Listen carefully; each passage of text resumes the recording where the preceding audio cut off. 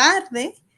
Seguimos, la semana pasada extrañamos al ministro, pero aquí sostuvimos aquí el grupo, así es que el ministro puede después ver la grabación de que tuvimos aquí testimonios, oraciones, alabanza, tuvimos reflexiones, tuvimos de todo un poco, ministro. Así es que nos dejaste a todo en buenas manos, sobre todo en las manos del Señor.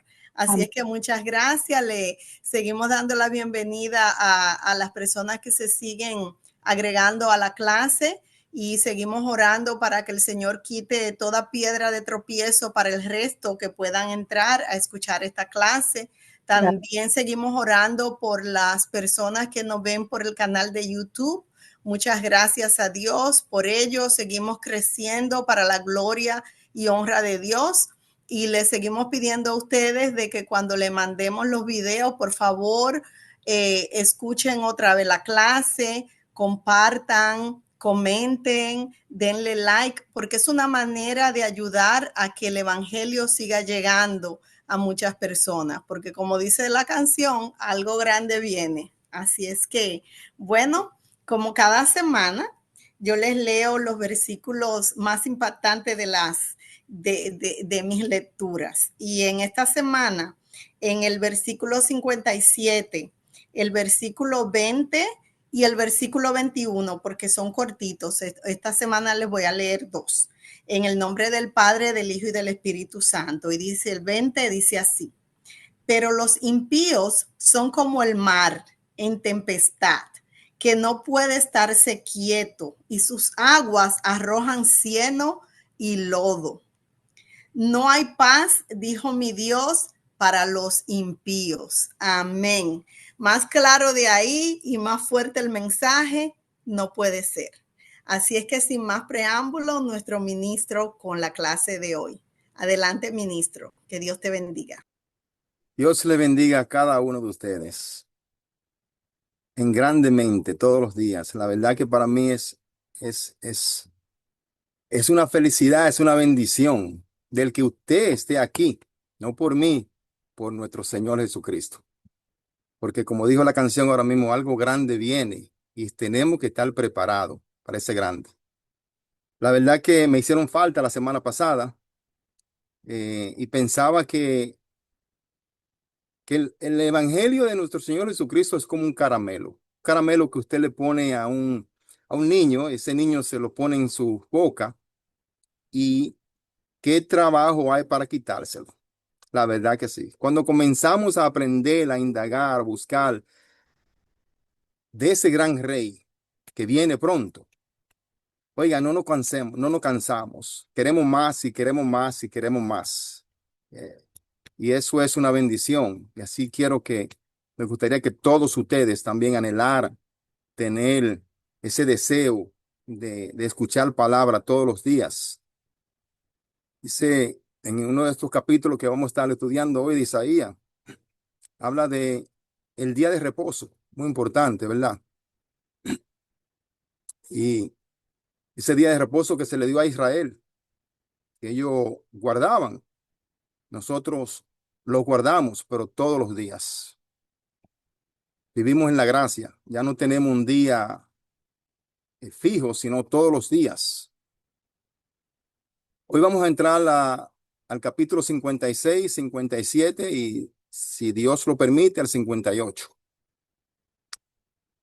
Hay un versículo en Romano que me fascina, lo leo siempre, porque al comienzo me entristece, pero al fin me pone feliz. Y es Romano 3:23. Romano 3:23 comienza diciendo, por cuanto todos pecaron, dice, todos nosotros pecamos y estamos destituidos de la gloria de Dios. No tenemos chance, ¿verdad?, de llegar ahí. Saltamos y quedamos cortos a la gloria de Dios, porque nacimos con la muerte, con el pecado. Pero al final de este mismo capítulo dice, siendo justificado gratuitamente por su gloria y por su gracia, mediante la redención que es Cristo Jesús. O sea, Él murió por nosotros, Él nos resucitó y Él vendrá por nosotros. Como dice esa canción, algo grande viene a la tierra, hermano. Algo grande va a pasar. Pero algo grande ¿para quién? Para los que se quedan aquí, porque nosotros no vamos a estar aquí. La iglesia, como vamos a ver en estos capítulos, eh, hay una sesión donde habla que la iglesia será quitada. Como dice Primera de Tesalonicenses también. Isaías también menciona eso aquí. Aquí entrando al capítulo 56 rápidamente. Este capítulo, aquí vemos la bendición de Israel en el milenio bajo el nuevo pacto. Este capítulo que sigue a la salvación de Dios en el capítulo 53 y sus proporciones a Israel en el capítulo 54 y al mundo entero en el capítulo 55, que fue el último capítulo que estudiamos la semana antipasada. Aquí esto no es una retirada de nuevo al monte Sinaí, sino más bien una marcha de victoria por el arco del triunfo hacia el milenio, como dice este capítulo. Es un movimiento hacia adelante que es el resultado lógico de lo que ha precedido y pertenece particularmente a Israel e irradia hacia el círculo más amplio de beneficios globales, que también lo vamos a ver. Todo esto se nos da en lo que llamamos el nuevo pacto, porque reprendiéndolos, dice Jeremías 31:31, he aquí vienen días, como acaba de cantar la hermana Ramona ahora mismo. He aquí vienen días, dice el Señor, en que estableceré con la casa de Israel y la casa de Judá un nuevo pacto. No como el pacto que hice, dice él, con sus padres el día que los tomé de la mano y los saqué de la tierra de Egipto. Dice, porque ellos no permanecieron en mi pacto, dice él. Y no, y dice, y yo no me desentendí de ellos, dice el Señor. Por lo cual este es el pacto que haré con la casa de Israel después de aquellos días. Después de aquellos días, dice el Señor. Dice que pondré mis leyes en la mente de ellos y sobre su corazón las escribiré. Y seré a ellos por Dios y ellos me serán por pueblo. Wow, qué bendición. Esa promesa el Señor también nos la da a nosotros, a la iglesia. En este capítulo, nuestra atención se dirige desde los grandes eventos aquí del futuro hacia los aspectos más prácticos de la vida diaria del reino.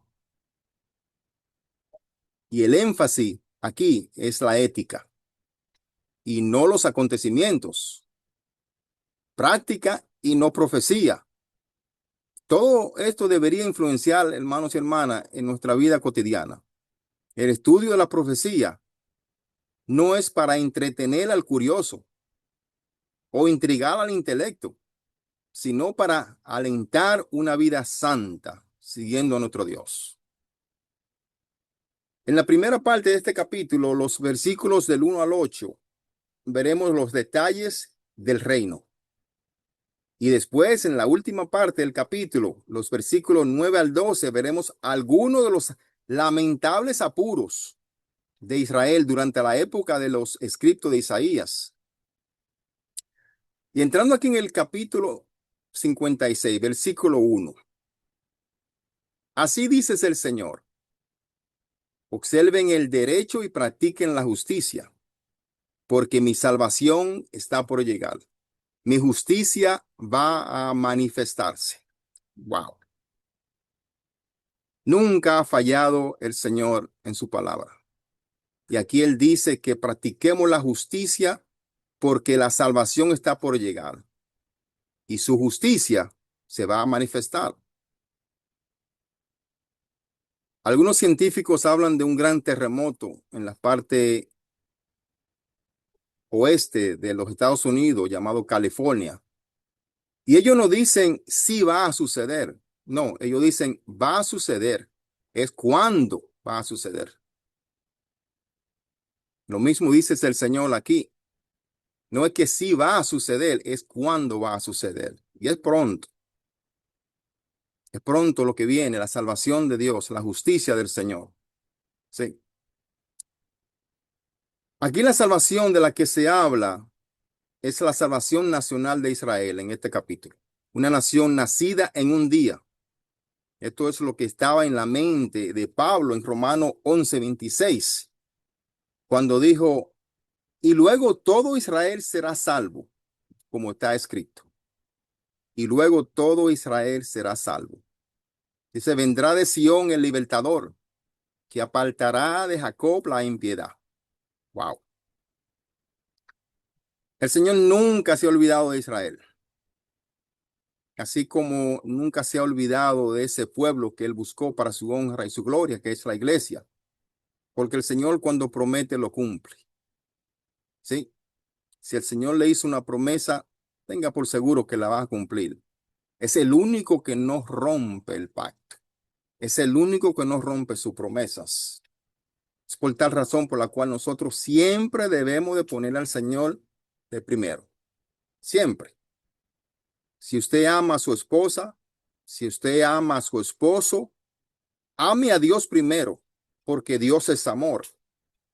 Y cuando usted se llena de ese amor de Dios, entonces usted va a amar más a su esposo, a su cónyuge, a su esposa, a su familia.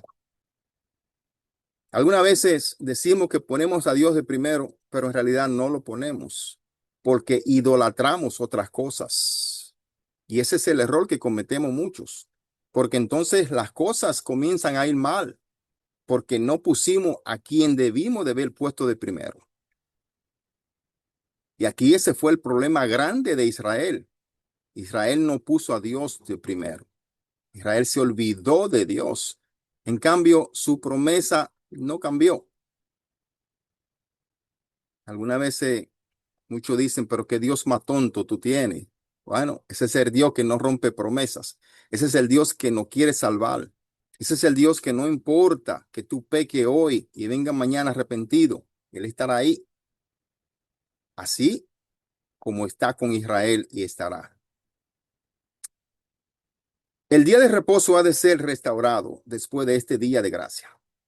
Y la iglesia es llevada al lugar preparados en las alturas, aquí en el versículo 2.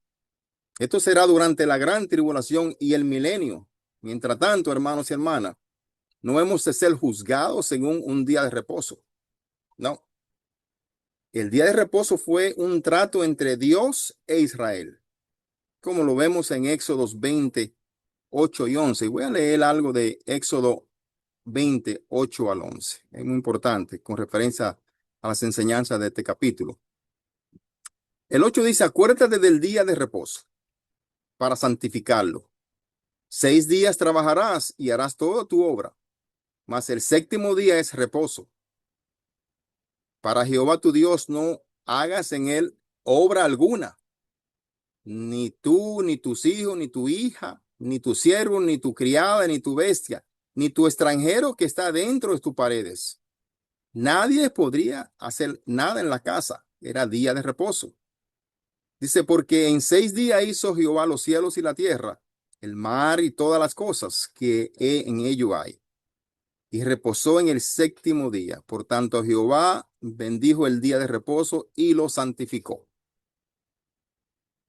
Éxodo 20, del 8 al 11, el cuarto mandamiento. Ordena recordar y santificar el día de reposo. El sábado, como le dicen los hebreos, el Shabbat, como un día para descansar y adorar a Dios. Dice que se deben dedicar 6 días al trabajo y el séptimo día, el sábado, descansar y honrar al Señor. Este mandamiento no solo aplica al individuo, sino también a su familia y a todos los que estén bajo su cuidado, incluyendo trabajadores, animales, todos. Aquí el propósito es reconocer a Dios como creador y santificador y encontrar descanso, tanto físico como espiritual en su presencia. También algo dice en Ezequiel 20:12. Dice, y les di también mis días de reposo para que fuesen por señal entre mí y ellos, dice el Señor, para que supiesen que yo soy Jehová, que los santifico. Wow. Recordemos que esto es un trato entre Dios e Israel. no entre Dios y nosotros, la iglesia. ¿Ok? Nosotros, el trato de nosotros, el día de reposo es todos los días. Vivimos en la gracia y debemos de agradar a Dios y predicar a Dios y buscar a Dios todos los días, 24/7. Aquí en Ezequiel 20:12, Dios le dice al pueblo de Israel que le dio el sábado como una señal entre él y ellos para que supiesen que él era Jehová, quien los santifica. Esta señal, el día de reposo, es un recordatorio de la relación especial entre Dios e Israel. Entre Dios e Israel. No entre Dios y los gentiles, no entre Dios y la iglesia. Dios e Israel. Lamentablemente, mucho hoy en día están volviendo al viejo pacto. Están tomando cristianos, no son ni judíos. Están tomando el sábado como una cosa extraordinaria. Y se han olvidado de que nosotros estamos viviendo en el nuevo pacto, el pacto con Cristo. Aquí. Dice que no había ningún mérito en observar el día del reposo solo para hacerlo. Su vida debían de ser de tal modo que su observancia de este día significara que lo guardaban. Lo convirtieron en otra cosa. Aquí en el versículo 3, el gentil en este día no es de sentir que es un forastero a causa del trato particular de Dios con Israel. Por el contrario, es invitado a compartir las bendiciones. Dice que un eunuco no podía servir como sacerdote bajo la ley mosaica. Un handicap físico no apartará a nadie en el futuro. Aquí entrando a los versículos 4 y 5 de este capítulo 56. El discapacitado, los extranjeros y todos los marginados son invitados a aceptar la misericordia del Señor. Proporción de Dios de una posición que es mejor que un hijo o una hija. Y una seguridad que es para siempre, que es lo que provee el Señor siempre. Y esto, hermanos y hermanas, la ley no podría proporcionarlo, solo Dios. Aquí en el versículo 6, el extranjero se le dará un nuevo corazón para que pueda amar al Señor. Este es el versículo, aquí el versículo 7, que el Señor citó cuando limpió el templo la segunda vez. La intención original aquí de Dios era que el templo fuera para todas las personas, sin tener en cuenta su raza, su lengua, clase o condición. Había mucho tiempo que había dejado de funcionar como tal, mucho tiempo en los días de Cristo. Hermanos y hermanas, la iglesia en el presente está tan alejada de su objetivo principal como lo estaba el templo en ese día. Y es lamentable decirlo, pero está alejada de su objetivo. Aquí en el versículo 8 vemos el reino ha de ser mundial en su extensión e incluirá a miembros de toda familia, toda raza, toda clase. Y esta es la intención del Señor, que el reino sea para todos. Aquí en el versículo 9, nuestra visión cambia de la elevada contemplación del glorioso reino futuro a la lamentable condición del reino de Israel existente entonces. Aquí vemos que Dios estaba permitiendo que las naciones del mundo llegaban como bestias salvajes y feroces y habían de robar y destruir al pueblo hebreo. Asiria ya había entrado y Babilonia le seguía pronto. Más adelante llegarían otras que saquearían y destruirían a Israel. La razón por la que Dios permitió que llegaran fue por el liderazgo débil e inadecuado del pueblo que había en ese momento. Dice que como vigías eran ciegos. Eran como perros perezosos y les llamaban perros mudos. ¿Sí? Los reyes, sacerdotes y falsos profetas eran considerados responsables del bienestar de la nación y su destrucción estaba a la puerta. Ujú. ¿Hay algo que les resulte familiar aquí con el mundo donde vivimos hoy en día, hermanos y hermanas? Aquello que pasó Israel. Yo digo que estamos viviendo un déjà vu, prácticamente. Lo mismo que pasó el pueblo hebreo en aquel tiempo, lo estamos pasando nosotros. Los líderes de hoy solo le importa el bienestar de ellos. No ven al pueblo, no. Eso pasaba con aquellos líderes y por eso vino la destrucción que vino a Israel. Dice que aquí en el 11 eran perros comilones que buscaban su propio interés personal en lugar del bienestar de la nación. Su codicia los cegaba a los eminentes peligros que le llegaban contra la nación. No veían eso, ¿no? Lo mismo vemos hoy en día. Vemos multitudes de gentes emigrando a otros países porque no tienen nada en su tierra, porque los gobernantes solo trabajan para ellos mismos. Aquí en este último versículo del capítulo 56 dice que se embriagaban su triste situación con bebida y enfrentaban el futuro como borrachos y optimistas y ciegos. Hoy vivimos en un mundo similar a aquel. Es triste. Aquí en el capítulo 57, este capítulo nos lleva a la escena final antes la venida del rey para establecer su reino. Aleluya. Sí, por tanto, estamos mirando en este capítulo los días de la gran tribulación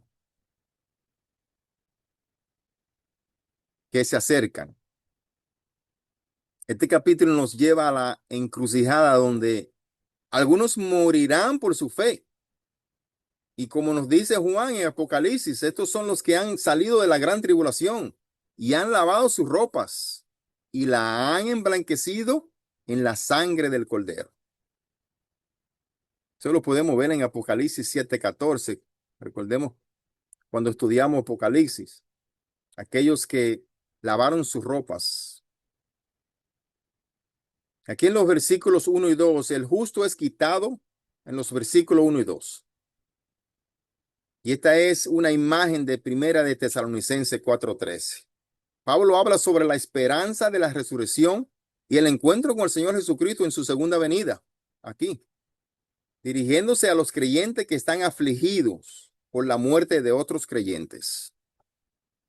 Y qué bueno que toca eso aquí, porque como cristianos, si sabemos que alguien se fue, alguien partió con Cristo, no debemos de estar afligidos. Al contrario, debemos estar contentos porque venció hasta el fin. Y ahora nos toca a nosotros hacer lo mismo para que en aquel tiempo podamos reunirnos todos y abrazarnos. Aquí Pablo les recuerda que Jesús murió y resucitó y que aquellos que han muerto en Cristo resucitarán primero en su regreso, seguidos por los creyentes vivos que serán transformados y arrebatados para estar con Él para siempre.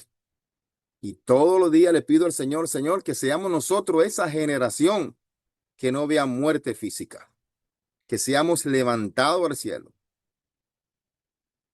En cualquier momento puede suceder, hermano. Cristo está a la puerta, así como estuvo Moisés en aquel tiempo, que el mundo comenzó con un becerro de oro. Así va a suceder. Este pasaje aquí busca consolar a los creyentes y fortalecer su esperanza en la victoria de Cristo sobre la muerte. Versículo 3 del capítulo 57. Dice, mas vosotros llegaos acá, hijos de la hechicera, generación de adúltero y de la fornicaria. Wow. Este capítulo comienza fuerte, amonestando, como es el Señor. Dios se dirige a los malvados aquí. E incluso sus ancestros son malos. Notemos la etiqueta que se le da a sus madres. Ellos han sido los perseguidores de los justos y aquí vemos que Dios pronuncia una acusación contra su pueblo, llamado Israel, con los términos más feroces. Nosotros tenemos un rey celoso que no da ni comparte su gloria con nadie. Tengamos eso presente siempre. Israel, hablando generalmente, pero no todos, porque sigue habiendo ese remanente. Son los idólatras que han dado la espalda a Dios y son culpables de grave inmoralidad y asesinato. Aquí en el versículo 6, ellos adoran incluso las piedras lisas en el valle y adoran todo, excepto al Dios vivo y verdadero. Y esa fue la razón por la cual le vino ese gran castigo en aquel día. Pero son bienaventurados porque esa promesa que Dios hizo a Abraham, esa promesa que siguió a través de los profetas, a través de Moisés, Josué y todos ellos, de llegar a la tierra prometida, esa promesa está ahí. Dios no rompe promesa. La idolatría asociada con los sepulcros en los montes altos da lugar a escenas de la más vil inmoralidad que tuvo Israel en aquel tiempo. Aquí en el versículo 8, el pecado normalmente se comete en secreto, pero ellos se han vuelto descarados y presumen de su pecado públicamente. ¿Sí?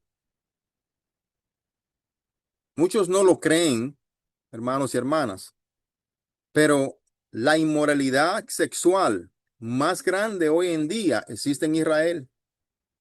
¿Sí? En aquel pequeñito país, aquel que Dios sacó de Egipto, aquel que Dios ha traído hasta donde lo ha traído. La más grande inmoralidad sexual existe en Israel hoy en día. No en España, no en otros países, es en Israel, lamentablemente. El versículo 9 del capítulo 57. Este versículo tiene un interés único aquí. Israel en sus lujurias se rebajó hasta el extremo en que Dios dice, y te avergonzaste hasta la profundidad del Seol. Wow.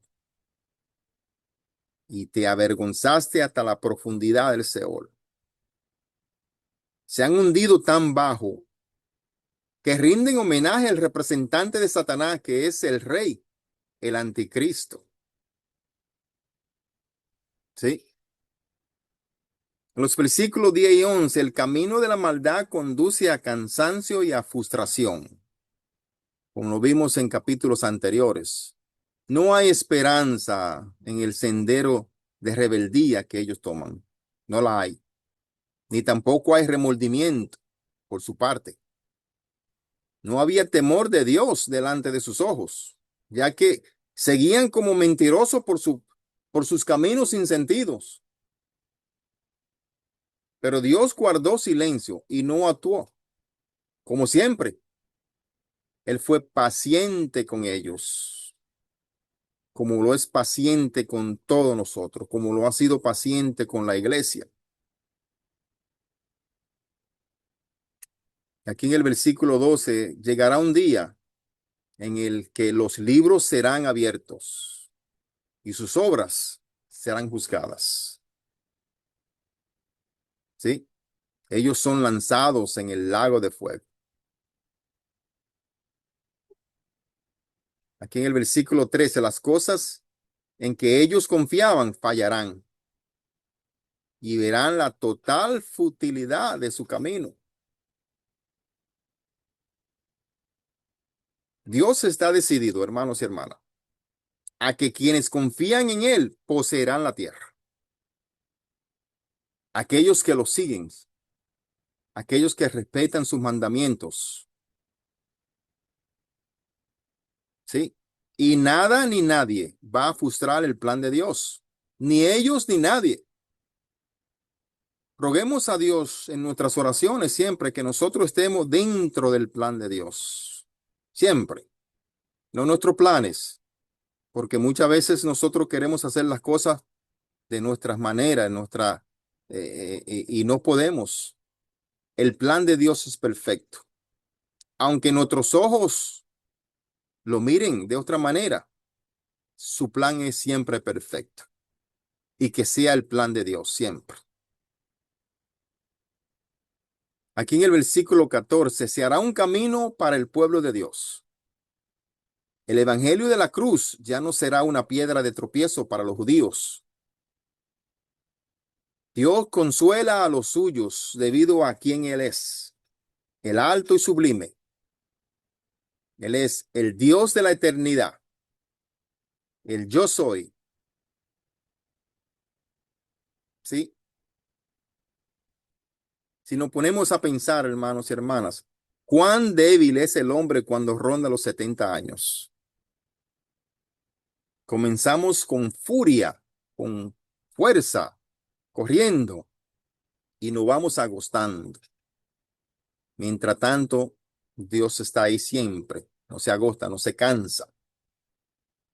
El Dios eterno promete tomar a quienes no confían en sí mismo, sino que confían en Él y cubrirlos como una mamá gallina cubre sus polluelos. Aquellos considerados pobres de espíritu, como dice las escrituras en Romano. Qué paz y qué seguridad, hermanos y hermanas. Él es el Dios eterno, pero no siempre estará enojado con el pecado, porque ha de ser quitado el pecado. Recordemos eso. Llegará el tiempo. Y en el versículo 17, Dios explica por qué Él castiga a los malvados. Los malvados son codiciosos y siguen en rebelión contra Dios. Dice que aquí en el 18 y en el 19, Él sanará y salvará a quienes abandonen la maldad de sus caminos. Solo Dios puede declarar paz al corazón del pecador. Solo Él puede. El versículo 20, esta es una de las descripciones más pintorescas de los malvados en las escrituras. Dice, como el mar en tempestad, el malvado no puede encontrar descanso ni paz en sus caminos de maldad. Wow. Si cerramos los ojos y nos imaginamos estar frente a una playa, un mar, ¿cómo son las olas que nunca paran? Así he descrito el malvado, que nunca encontrará descanso. Siguen delante como criminales perseguidos, buscando liberación y seguridad. El Señor aquí en el versículo 21 nos dice, no hay paz, dijo Dios, para los impíos. No hay paz. Es triste, hermano, ver a alguien marcharse sin Cristo. Es triste, porque como cristianos sabemos lo que va a pasar. El Señor nos ha mostrado a nosotros lo que va a pasar. La muerte no termina aquí con nosotros. Hay algo más después. Está Él allá. Esta es la segunda vez que se ha repetido esta afirmación. No hay paz, dijo Dios, para los impíos. Eso lo encontramos también en Isaías 48:22. No hay paz para los impíos. Si usted cree que no hay paz en el mundo hoy, imagínese los impíos en aquel mundo.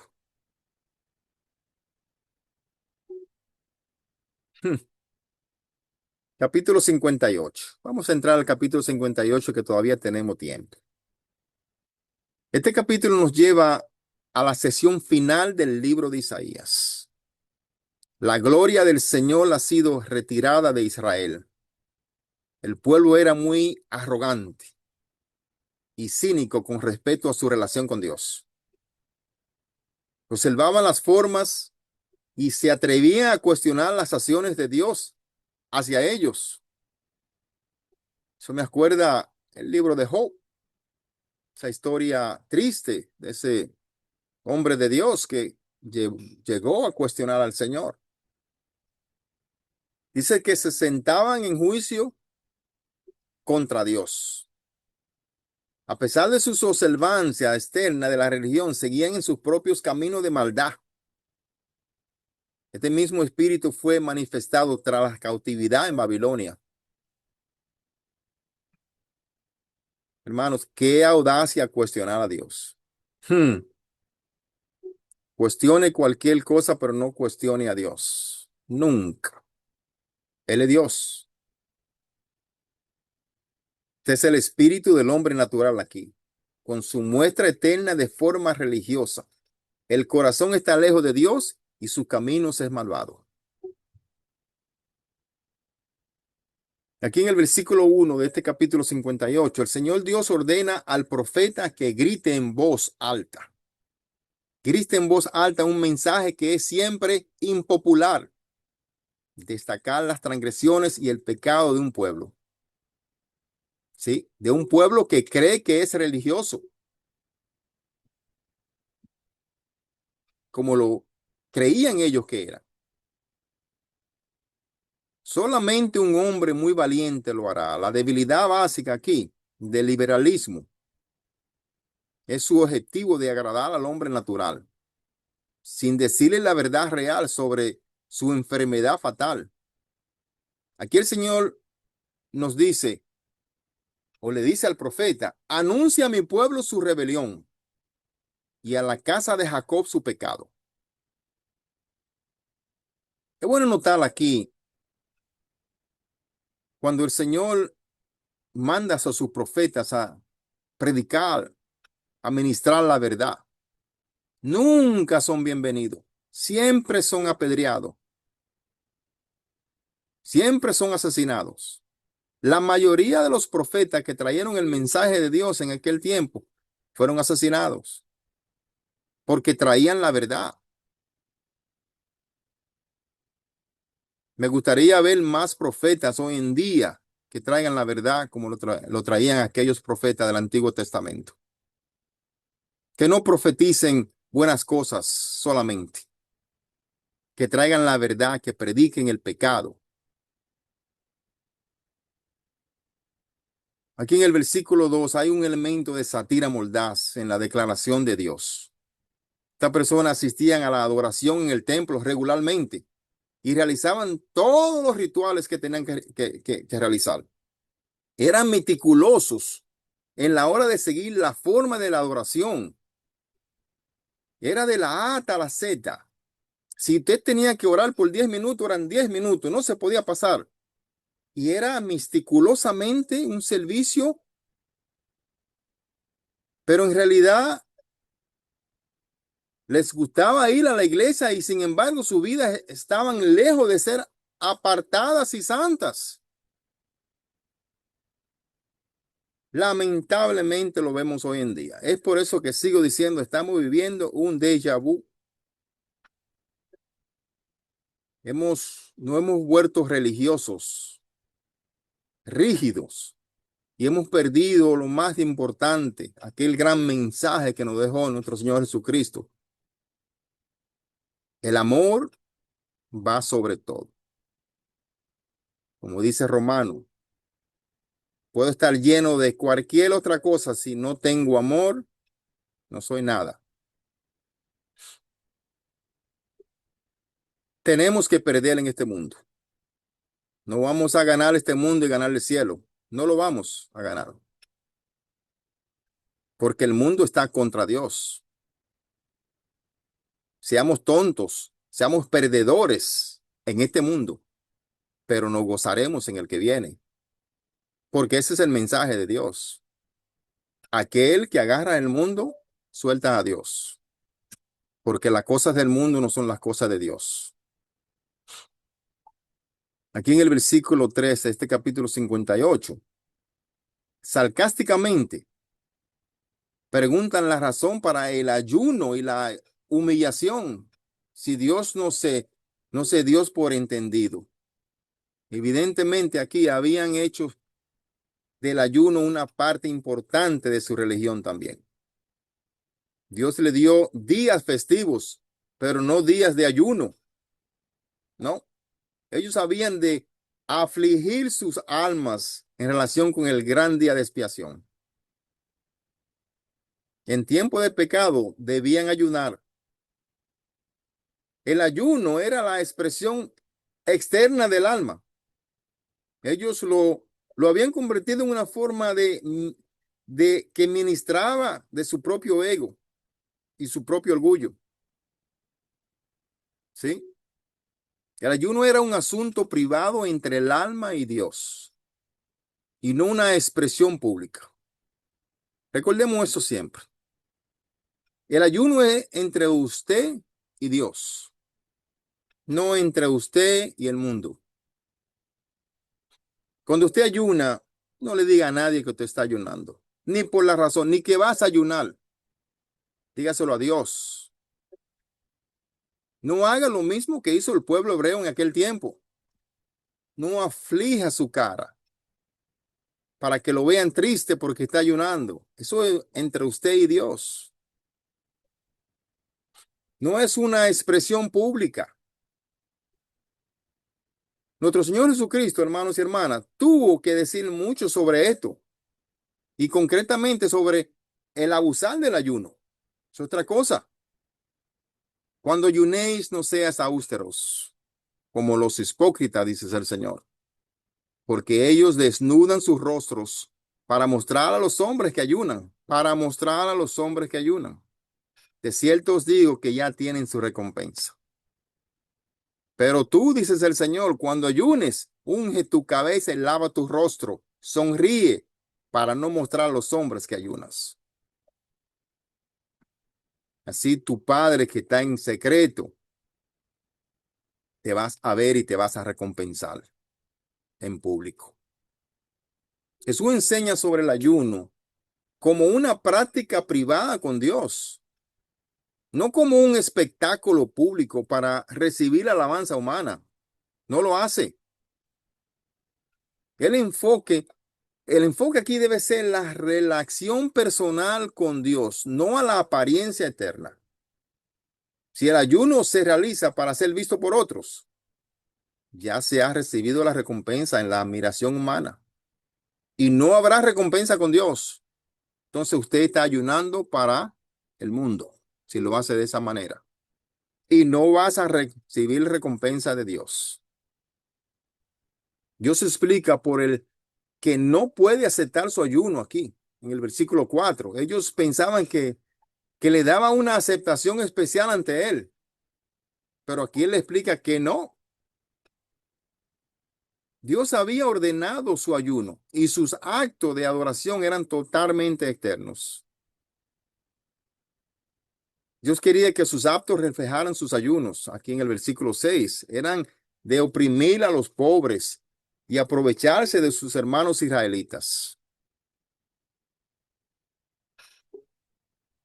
Estamos viviendo un déjà vu con referencia a estos tres capítulos.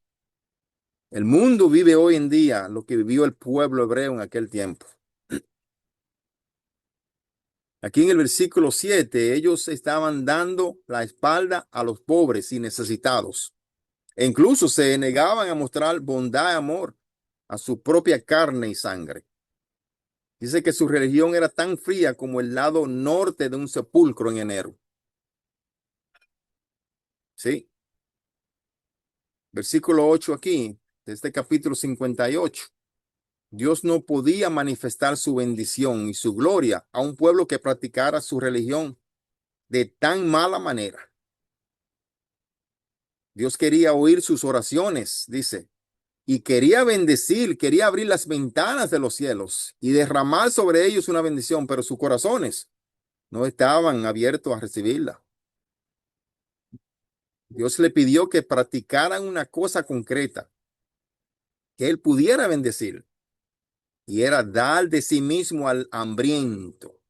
y satisfacer las almas en aflicción. ¿Qué no pide el Señor hoy en día? Eso mismo. Da comida al hambriento. Ayuda al necesitado. Y hazlo de corazón, no esperes nada, porque Dios recompensa lo que tú haces entre Él, entre tú y Él. ¿Sí? Dios prometió bendecirlos si ellos mostraban realidad en su religión, pero no la mostraban. Su regreso a Dios repararía el caos de los pecados de generaciones pasadas, como leemos aquí en el versículo 12. Y aquí en el versículo 13, Dios usa otra cosa concreta con ellos aquí.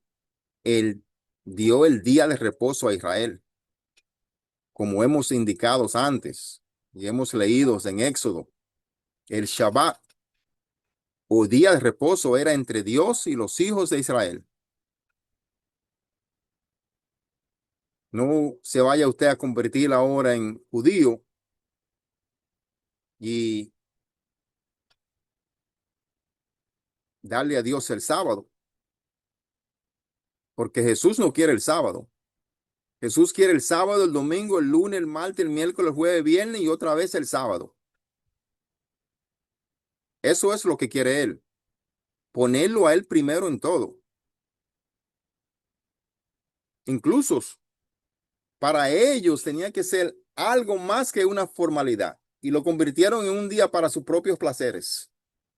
Era solamente una forma hueca. Tenían que entrar en ese día para descanso del cuerpo y del alma, pero no lo hacían. ¿Ya? Triste. Y terminando en el versículo 14, el horizonte aquí se extiende y el futuro está abierto ante nosotros. Ellos pueden que demoren la gloria que se acerca, pero no pueden destruir el plan de Dios para la próxima manifestación de gloria. Y esa manifestación de gloria, como cantó la hermana Ramona, está cerca. La salvación de Dios se acerca, se aproxima. Mantengamos el camino, hermanos. No descuidemos. Guardemos no el día de reposo, los días de reposo que son todos los días para Dios. Con esto terminamos, gracias al Señor, los 3 capítulos, 56, 57 y 58. La semana que viene comenzamos con el capítulo 59. Estamos llegando al final de este libro y con Dios mediante seguiremos con la Biblia completa. No creo que la hermana Yane le había dicho algo, le va a comentar algo con referencia a qué vamos a comenzar. Y nos vamos a alimentar con la palabra del Señor. Que Dios me le bendiga a todos y de la verdad que ha sido una bendición estar de nuevo con ustedes. Gracias. Gloria a Dios por ti, ministro, como siempre. Damos gracias a Dios porque siempre nos das por gracia lo que por gracia recibes y siempre oramos a Dios de que te siga bendiciendo y te siga dando ese denuedo, ese amor, esa entrega que tienes para estudiar la palabra para después compartirla con nosotros. Bendiciones de lo alto. Muchas gracias, ministro. Amén. Bueno, mis amados, hemos llegado al final de la clase de hoy y como siempre ustedes saben, esta es la oportunidad para las preguntas, para los comentarios, si tienen alguna pregunta, si hicieron algún apunte y quieren compartir. Hemos aprendido de la importancia de poner a Dios primero, no la religión, porque ahí viene la confusión, que hay personas que dicen no, que ponen todo primero. No es poner a la iglesia primero, no es poner las actividades primero, es poner a Dios primero. Ese es el orden divino. También hemos visto del pecado. Yo les digo, yo estuve en Nueva York el sábado y yo estaba caminando por ahí, creo que estábamos en la 52 y en esa área que le llaman Hell's Kitchen. Y yo me quedaba así mirando y yo dije, pero ¿será que ya yo estoy vieja, retirada o estoy fuera de todo esto? Porque yo todo lo que vi eran parejas que andaban de mano, parejas de un mismo sexo, la ropa, la manera que se comportaban, cómo hablaban. Estamos viviendo los mismos tiempos, como dice el ministro, estamos de regreso a ese pecado que tenían en el Antiguo Testamento, que tuvo el pueblo hebreo. Es triste. También, ¿qué más vimos? En el capítulo 57 vimos de las promesas de Dios, que aparte de todo tenemos un Dios de promesa que siempre cumple las promesas. Aprendimos de la importancia de ser pobre de espíritu. Y también en la última sección, en el 58, aprendimos a la importancia de reconocer el pecado, de ayudar al necesitado, la importancia de entender que es ayunar y que es servirle a Dios, no para nuestro beneplácito, sino para tener esa relación con Dios y hacer en secreto lo que nuestro Padre Celestial nos va a regalar en público, cómo nos va a bendecir en público.